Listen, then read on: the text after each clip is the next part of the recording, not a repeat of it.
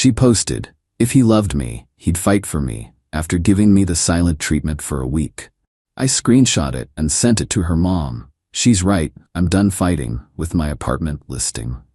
Her mom showed up at our door and I, 28 male, thought I was living the dream. Nice apartment in the city, decent savings, and engaged to Sarah, 26, for 8 months. We'd been together for 4 years. I'm writing this because I need to get it off my chest, and maybe someone can tell me if I went too far. 2 months ago, Sarah started acting weird. Coming home late from yoga. Guarding her phone like nuclear codes. The usual red flags that make your stomach drop, but your brain says, nah, you're being paranoid. Then came the silent treatment. 1 week of absolute radio silence in our own apartment. Not a word. She'd walk past me like I was furniture. Sleep on the couch. Leave for work without even a glance. Why? Because I asked her to contribute to groceries. That's it. I asked if she could pick up groceries since I'd been covering them for 3 months, while she was saving for our wedding. Day 7 of the silent treatment, she posts on Instagram, "If he really loved me, he'd fight for me instead of being petty about money. A real man provides without keeping score." I stared at that post for a solid hour. My friends were texting me screenshots. Her mom liked it. Her sister commented with prayer hands. That's when something in me just switched off. No anger, no sadness, just clarity. I took a screenshot and opened my texts with her mom, Linda. Good relationship with Linda. She used to joke I was the son she never had. I attached the screenshot and typed, "She's right, I'm done fighting." Then I attached another screenshot, the listing for our apartment that I just posted on 3 different rental sites. Available immediately. First month free to qualified tenants. It wasn't 2 hours, but later that evening, the pounding started. Linda was at our door. I'd seen her try to call me twice, but I let it go to voicemail. I needed to do this face to face. Sarah actually spoke to me for the first time in a week, her voice a panicked whisper. "What did you do?" "I agreed with your post," I said, opening the door. Linda looked like she'd been driving around in a rage. "Jake, what is this? An apartment listing? Is this some kind of joke?" "I'm moving out," I said calmly. "The lease is in my name only." Sarah knew this when she moved in 2 years ago. Sarah's face went white. "You can't just kick me out." "I'm not kicking you out. I'm ending my lease. The landlord already has applications. You're welcome to apply." Here's what Sarah didn't know. I'd been documenting everything. Every rent payment from my account, every utility bill, the lease agreement clearly stating I was the sole tenant. I'd even checked the tenant laws in our state. She was technically my guest, month to month, no legal standing without a contribution or a contract. Linda turned to Sarah. "Is this because of that Instagram post? You air our dirty laundry and he responds like this?" Sarah tried to play the victim. "He's being dramatic. I was just expressing my feelings." "Your feelings?" Linda asked, still not fully on my side. "This seems extreme over a post." I pulled out my phone. "Maybe it's more than that. Should I show your mom the Venmo requests for groceries you've been declining for 3 months? Or the spreadsheet I have showing I've paid $1,900 monthly for rent, utilities, and our food while you've contributed 0? Linda's expression started to shift from anger at me to confusion. "Sarah, you told me he was being financially controlling." "He is. He keeps spreadsheets and asks me for money." "For groceries," I said flatly, "while I pay for the roof over your head." The best part? I pulled up her Instagram. Want to see what her wedding savings are going towards, Linda? Check her tagged photos. Here she is in Cabo last month, and Miami 2 weeks before that. Oh, and this new designer bag she posted yesterday.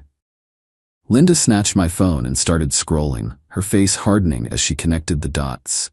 She was reading the crime report of her daughter's lies. "Those trips were gifts from my friends," Sarah protested weakly. "I deserve to have fun. With whose money?" Linda asked quietly, not looking up from the phone. Silence. "Mom, you don't understand." "I understand perfectly," Linda said, handing my phone back. "You've been lying to me, to him, using this man while telling everyone he's cheap. I decided it was time. There's more, but I don't think you want your mom to hear it." Sarah's eyes went wide. She knew exactly what I meant. "What more?" Linda demanded. Sarah grabbed her mom's arm. "We should go. He's just trying to manipulate you." "No," Linda said, shaking her off. "What more?" I looked at Sarah, gave her one last chance. She just glared at me with this entitled smirk, like she still thought she had the upper hand. Your daughter has been having an emotional affair with her coworker Marcus for at least 6 weeks. I have screenshots of their texts, nothing physical yet according to them, but plenty of my boyfriend doesn't understand me like you do. And I wish I'd met you first. Linda looked like I'd slapped her. Sarah started the waterworks immediately. You went through my phone. No, I said calmly. You left your iPad logged in at home. The messages sync. A notification from Marcus popped up saying can't wait to hold you again. I got curious. Linda stood up slowly, her face a mask of cold fury. Sarah, car, now. Mom, please, now. As they were leaving, Linda turned back. I'm so sorry, Jake. I'll have her stuff out by the weekend. I already packed it, I said, gesturing to the neat boxes by the door. Just needs a truck. Sarah lost it. You packed my things? You can't touch my stuff. I wore gloves, I said. Didn't want to get emotional. She actually tried to push past her mom to get to me, but Linda held her back. You're a psychopath, Sarah screamed. I'll sue you. This is illegal eviction. It's not eviction if you were never a tenant, I said. You're a guest who's overstayed their welcome. As Linda dragged her to the car, Sarah screamed one last thing. Marcus is twice the man you are. Cool, I called back. Maybe he'll pay for your groceries. Update 1. It's been a few days since the Linda incident. I thought that would be the end of it. I was wrong. Sarah started a social media campaign. Over the next 48 hours, my phone blew up. She posted her version of our story on every platform. I'm an abusive, controlling ex who threw her onto the streets after financially abusing her for years. She claimed I monitored her spending, isolated her from friends, and kicked her out for standing up for herself. The messages started rolling in. Her friends calling me every name in the book. Random people sending death threats. Someone posted my LinkedIn on Twitter. Then Marcus showed up at my apartment. Not what I expected. The guy looked pale and agitated, not heartbroken. We need to talk, he said, his eyes darting around like he was expecting Sarah to pop out. Against my better judgment, I let him in. Did you know she had a fiancé? I asked, cutting straight to it. She said you were roommates, he mumbled. Said you were gay. I let out a short, sharp laugh. Gay roommates who share a bed and have been together for 4 years? She said you were deep in the closet, that your family was super conservative and you were using her as a cover. He looked completely defeated. I'm married. Plot twist I didn't see coming. Your wife know? I asked. She does now. Sarah sent her screenshots of our emotional conversations after I told her she couldn't stay with me. She asked you to take her in? Showed up at my house with her stuff. My wife answered the door. He rubbed his face, looking exhausted. I'm sleeping in my car. I came here because I need to know what else is a lie. I poured him a drink. It was surreal, bonding with the guy who was sexting my ex, but we were both caught in the same web. She told me you were abusive, he said. Showed me bruises. Bruises? He pulled out his phone, showed me photos she'd sent him. Bruises on her arms and legs. Date stamps from last month. She does CrossFit, I said. Those are from box jumps and missing a clean. I have videos of her at the gym getting those exact bruises. His face went even paler. She said you hit her. Never touched her in anger in 4 years. I pulled up my photos. Here are her Instagram stories from the gym. Same bruises, same locations. See the dates? He stared at the evidence like his world was crumbling, which I guess it was. I might lose my wife over this, he whispered. You might lose your wife for cheating, I corrected gently. Sarah was just the bomb you chose to blow up your life with. He nodded slowly. Is she with her mom? As far as I know. Her mom called my wife, apologized for Sarah's behavior, said she raised her better. He laughed bitterly. My wife told her it wasn't her fault her daughter's a homewrecker. We sat in an awkward silence that stretched for a few minutes. She's still telling everyone you're evicting her illegally, he finally said. I know. I've already consulted a lawyer to send a cease and desist. Is it illegal? No, she was never on the lease, never paid rent or utilities. In this state, that means she has no tenant rights. She was a long-term guest and her invitation was revoked. She told me she paid half of everything.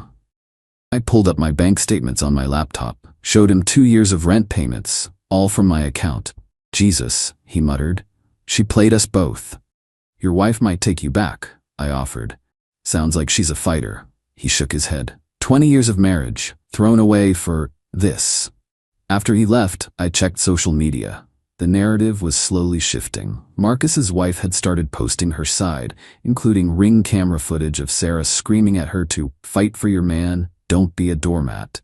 Linda's apology comment on a mutual friend's post also started making the rounds. Sarah's friends got quieter. A few of the nastier posts were quietly deleted. One even messaged me a half-hearted, sorry man, heard there was more to it. But Sarah doubled down, posted a video crying about how everyone was ganging up on her for falling in love. How Marcus was her twin flame, and I was too insecure to accept it. The comments were not kind. People started fact-checking her. Someone found the Cabo trip photos where she's wearing the engagement ring I bought her while posing with drinks that cost more than the groceries she claimed she couldn't afford. Then came the text from Linda. She's been served a formal eviction notice from my house. 30 days. I can't enable this anymore. I'm sorry. Update 2. 2 weeks have passed. I thought things were calming down. Moved into a smaller place closer to work. Blocked Sarah on everything. Started therapy. Even went on a coffee date. It was weird but nice. Then Sarah's dad, Robert, called. Robert and I had a complicated relationship. Former military, intimidating as hell, but we'd bonded over football and beer. He'd been deployed overseas for most of this drama. I'm back, he said. We need to talk, in person. I met him at a bar downtown. He looked tired, older than I remembered. Linda filled me in, he started, his voice low. But I need to hear it from you. She showed me the posts, the messages, the financial records. I'm sorry it all went down like this. He held up a hand. I'm not here for apologies. I'm here because Sarah is now claiming you stole from her. I nearly choked on my beer. What? She's telling everyone you had access to a savings account and you drained it. Says that's why she couldn't contribute to bills. Robert, she never had a savings account that I knew of. Certainly not one I could access. I know. He pulled out his phone. Because I've been tracking the savings account I set up for her, the one I've been depositing into for her future. For your wedding. My stomach dropped. There was a wedding account? $500 a month for the last 3 years. That's 18 grand. Plus a $10,000 bonus I put in last Christmas. $28,000. He showed me the statements. Want to guess when it was emptied? The dates lined up perfectly with her trips. Cabo, Miami, the designer purchases. She told Linda the account never existed, he continued, his voice heavy with disappointment. Said I was lying to cover for you. That's insane. It gets worse. He signaled for another round. She's been telling people you two were never really engaged, that you forced the ring on her, that the party was just a party. I pulled out my phone, showed him the receipt for her engagement ring, the proposal video my friend took, the photos from our engagement party that he attended. I was there, he said quietly. I gave a toast. I know it was real. Then why? Because she's so deep in her own lies, she can't see the truth. Linda thinks she's having some kind of breakdown. He showed me more texts from Sarah, wild accusations, claims that I'd hacked her accounts, isolated her from family, even drugged her to make her seem unstable. Is she using? I asked, the thought occurring to me for the first time. We don't think so, just spiraling. He looked defeated. She's my daughter. I love her, but I don't recognize this person. What do you need from me? The truth. A written statement for our lawyer. Lawyer? She's trying to sue you for theft and emotional damages. We have to stop this before she ruins her life completely. I agreed to write a statement and provide all my documentation. Robert thanked me and got up to leave, then paused. I'm sorry, son, he said. I thought I raised her to be a better person than this. You did, I said. This isn't on you. He nodded grimly and left. That night, I got a call from an unknown number. Sarah's voice, you turned my dad against me. Sarah, stop. First my mom, then Marcus, now my dad. You're a master manipulator. You stole $28,000 from your parents. Silence. That was for our wedding, I continued. The one you spent on trips with your friends while crying poverty to me. That money was mine, she shrieked, for a future you threw away, a future you lied to me about. I needed to live my life. You were suffocating me. By asking you to buy a carton of milk, she started sobbing. Why are you doing this to me? I'm not doing anything. I'm just not lying for you anymore. I'll drop the lawsuit if you tell my parents it was all a misunderstanding. No, I'll ruin you. I'll tell everyone you... What? What lie is left, Sarah? Everyone knows the truth now. I'm pregnant.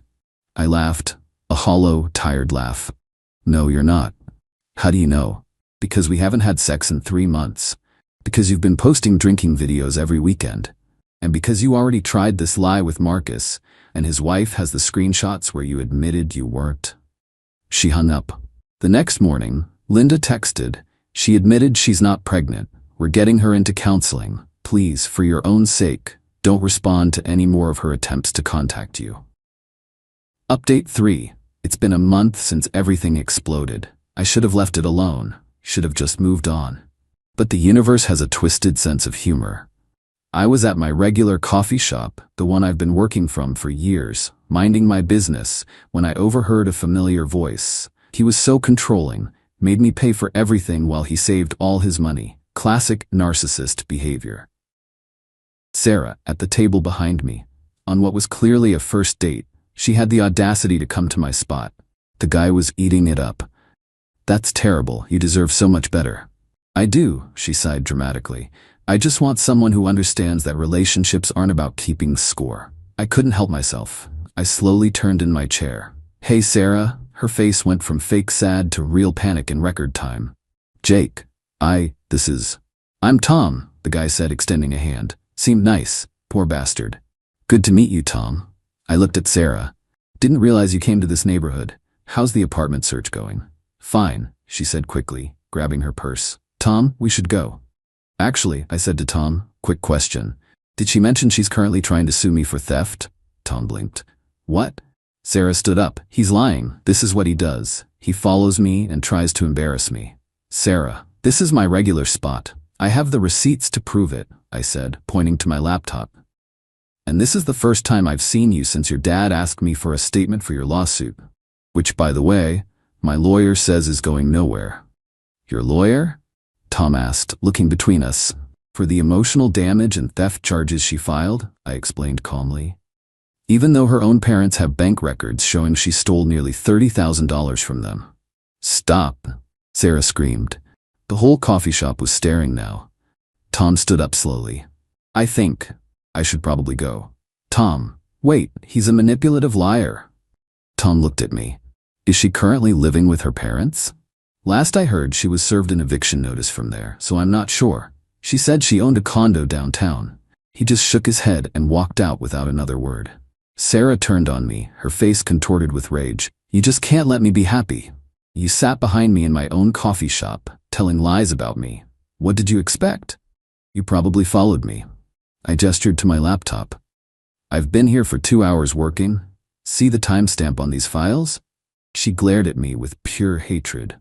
I lost everything because of you. No, I said, my voice quiet but firm. You lost everything because you lied, you cheated, and you stole. I just stopped being your accomplice. Marcus won't even talk to me anymore. His wife probably appreciates that. This isn't fair. She was crying now.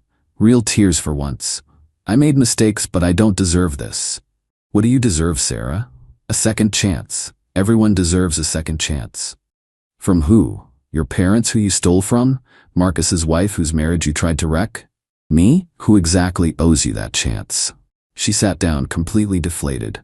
For a fleeting moment, I saw the girl I fell in love with 4 years ago, before the entitlement, before the lies. I don't know how I got here, she whispered. Therapy might help. Your mom mentioned they found someone. I'm not crazy. Nobody said you were, but lying until you believe your own lies isn't healthy. She looked up at me, her eyes red. Did you ever really love me? More than you'll ever know, I said honestly. That's why this hurts so much. Then why won't you help me? I did help you, for years. I paid for everything. I supported you. I believed you. That was the problem. She stood to leave, then paused. For what it's worth, the engagement was real to me at first. When did it stop being real? When I realized I could have more. More than what? More than a guy who keeps spreadsheets for groceries. She walked out. I sat there for a while, processing. The barista came over. Turns out she'd been watching the whole thing. Ex? She asked. Yeah. Brutal. Yeah. The grocery thing is weird though, she said, wiping down the table next to me. Like, everyone knows you pay for your own groceries, right? She laughed. My ex tried to convince me that buying toilet paper was a form of financial abuse. Some people just aren't ready to be adults. 2 weeks later, I got a text from Linda. Wanted you to know, Robert and I are separating. It's been coming for a long time. This situation just exposed a lot of truths we'd both been ignoring. Strange how one person's lies can unravel so many things. I hope you're doing well. You're a good man. Don't let her convince you otherwise. I didn't respond. It didn't feel right. A month after that, I ran into Marcus at a bar. His wife had taken him back, but they were in intense counseling. He bought me a beer. She texted me last week, he said, staring into his glass, from a new number. What'd she say? That she was sorry, that I was her twin flame, that she's ready to be serious now. You respond? I screenshotted it and sent it to my wife. Our new rule is 100% transparency. It's the only way. Good call. You dating? He asked, taking it slow. Trust issues are a killer, you know? Yeah, he raised his glass, to learning the hard way, the hardest. Last I heard, Sarah was working part-time and living in a studio apartment. Still posting motivational quotes about rising from the ashes and knowing your worth. Comments are turned off. Her last flying monkey texted me yesterday. She says you ruined her life over groceries. That's so petty. I responded, it was never about the groceries. They asked what it was about then. I thought for a long time before answering, respect. They didn't reply. My therapist says I'm making progress. The trust issues are real, but workable. I still flinch when a date mentions she forgot her wallet or jokes about me being the man, so I should pay. Small trauma responses to work through. But I'm at peace with how it ended. Sometimes the best revenge isn't elaborate. Sometimes it's just refusing to lie anymore. Refusing to enable. Refusing to set yourself on fire to keep someone else warm. And yes, I still screenshot my grocery receipts. Old habits die hard.